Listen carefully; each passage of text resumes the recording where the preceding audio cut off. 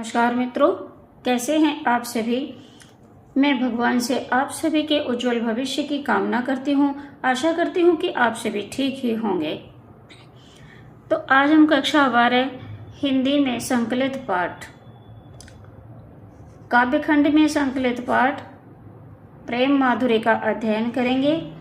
और इस प्रेम माधुरी के रचयिता भारतेंदु हरिश्चंद्र जी हैं। भारतेंदु जी ने हिंदी गद्य का सूत्रपात किया और साहित्य के क्षेत्र में प्रचलित समस्त पुरानी व नई विधाओं में रचना करके हिंदी साहित्य को सर्वांगपूर्ण बनाया। इन्होंने लगभग 70 छोटे बड़े ग्रंथों का प्रणयन करके रचना करके हिंदी का प्रचार प्रसार करते हुए हिंदी जगत में अपने लिए स्थायी स्थान बना लिया। काशी नागरी प्रचारणी सभा ने इनकी रचनाओं का संकलन भारतेंदु ग्रंथावली नाम से 2 खंडों में प्रकाशित किया है और उनके द्वारा समस्त रचनाओं के नाम और उनका परिचय दे पाना संभव ही है और न यथेष्ट, ना तो संभव है और न यथेष्ट। फिर भी इनकी प्रमुख कृतियों के नाम प्रमुख शीर्षकों के अंतर्गत हम अपनी रचनाओं में पढ़ा करते हैं, जैसे कि प्रेम माधुरी है, प्रेम तरंग है, और इनके जो नाटक हैं वैदिकी हिंसा हिंसा न भवते, सत्य हरिश्चंद्र, श्री चंद्रावली, भारत दुर्दशा, नीलदेवी, अंधेर नगरी, पाखंड, विडंबनम इत्यादि जो प्रमुख नाटक हैं। तो देखते हैं अपने काव्य भाग को हम।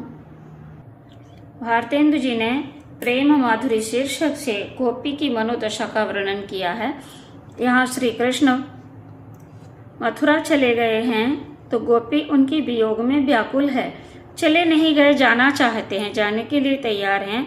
तो श्री राधा की मनोदशा का चित्रण किया गया है और राधा जी अपने कृष्ण के लिए बड़ी व्याकुल हैं।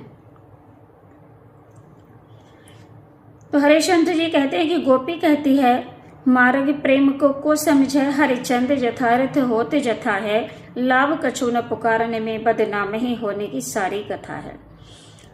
गोपी कहती है कि प्रेम का जो मार्ग है वो बड़ा पवित्र है, तो इस प्रेम के मार्ग को कोई समझ नहीं सकता और इसके विषय में ज्यादा कुछ समझाने की बात करो लोगों को तो वो सिर्फ बदनामी ही देते हैं। प्रेम की परिभाषा संसार नहीं समझ सकता। प्रेम तो बहुत ही पावन है, इसकी पराकाष्ठा बहुत ऊंची है, जिसे ये संसारी लोग नहीं समझ सकते।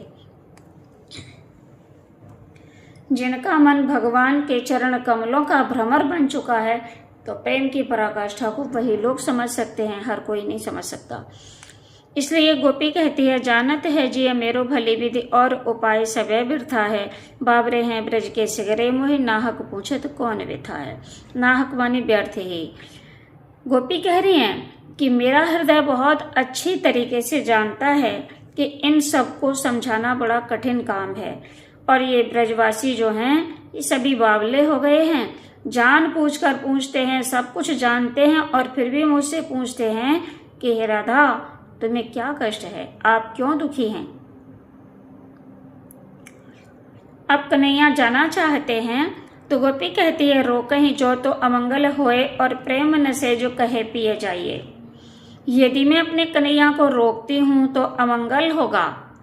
मेरे कृष्ण का जो अवतार हुआ है वो केवल गोकुल में बैठने के लिए नहीं हुआ है, पाप और अत्याचार पर विजय पाने के लिए हुआ है।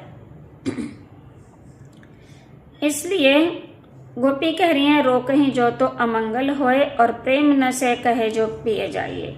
यदि मैं कृष्ण को रोकती हूँ तो अमंगल होगा और कहती हूँ कि हे प्रिय चले जाइए तो मेरा प्रेम नष्ट हो जाएगा। जो कहें जाहु न तो प्रभुता, यदि मैं अपने प्रभु से ये कहूंगी कि आप मत जाइए तो ये मेरा उनको आदेश देना हो जाएगा। और जो कछु न कहें तो स्नेह न सहिए, और यदि मैं उनसे कुछ नहीं कहती हूँ तो कन्हैया को ऐसा लगेगा कि राधा हमसे स्नेह नहीं करती हैं, गोपी हमसे स्नेह नहीं करती है, तो मेरा स्नेह नष्ट होगा। इसलिए जो हरिचंद कहें तुमरे बिन जी है ना, हरिश्चंद्र जी कह रहे हैं कि गोपी कह रही हैं कि यदि हम ये कहते हैं कि हम आपके बिना जी नहीं सकेंगे तो यह क्यों पत्याइए। तो इस चीज का कैसे विश्वास दिलाया जाए, इस बात का विश्वास कैसे दिलाया जाए। तासों पयान समय तुमरे हम का कह आपे हमें समझाइए। इसलिए हे कन्हैया, हम आपके प्रयाण के समय अर्थात आपके प्रस्थान के समय आपसे क्या कहें, ये आप ही हमें समझा दीजिए। आज लो जो न मिले तो कहा हम तो सब भांति तुम्हारे कहावे। गोपी कहती है, आज तक हम अभी अब मिले नहीं हैं आमने सामने, तो क्या हुआ, हम तो हर प्रकार से आपकी सेविका ही हैं। मेरो उराहनो है कछु नहीं, सवे फल अपने भाग्य को पावे। गोपी कह रही है, ये मेरा कोई उलाहना देना नहीं है आपको प्रभु, सभी अपने अपने कर्म का फल पाते हैं, ये मेरा कोई उलाहना देना नहीं है। जो हरिचंद भई सो भई, अब प्राण चले चाहे तासों सुनावे। तो हरिश्चंद्र जी कह रहे हैं कि गोपी कह रही है कि अब जो हुआ सो हुआ, अब प्राण चले जाना चाहते हैं, इसलिए हम आपसे सुना रहे हैं, आपको अपने हृदय की व्यथा सुना रहे हैं। कृष्ण प्यारे जो है जग की यह रीति, सदा विदा के समय सब कंठ लगावें। हे प्रिय, संसार की यही रीति है, जब व्यक्ति मर जाता है तो उसके गले लिपट कर रोया जाता है, और जब जीवित होता है तो उसकी कोई बात नहीं पूछता। गोपी कहती है, व्यापक ब्रह्म सव्यथल पूर्ण है, हम हूँ पहचानती हैं कि ये जो ब्रह्म है ये सर्वत्र व्याप्त है, इस बात को हम पहचानती हैं और जानती भी हैं। पै बिना नंदलाल बिहाल सदा हरिचंद न ज्ञान ही ठानती हैं। हरिश्चंद्र जी वर्णन करते हुए कहते हैं कि गोपी कह रही है, सब कुछ जानते हुए भी मैं अपने नंदलाल के बिना, मुझे अपने कृष्ण के बिना मैं सदैव व्याकुल रहती हूँ। बिहाल माने व्याकुल रहती हूँ, और मुझे कोई भी ज्ञान समझ में नहीं आता है।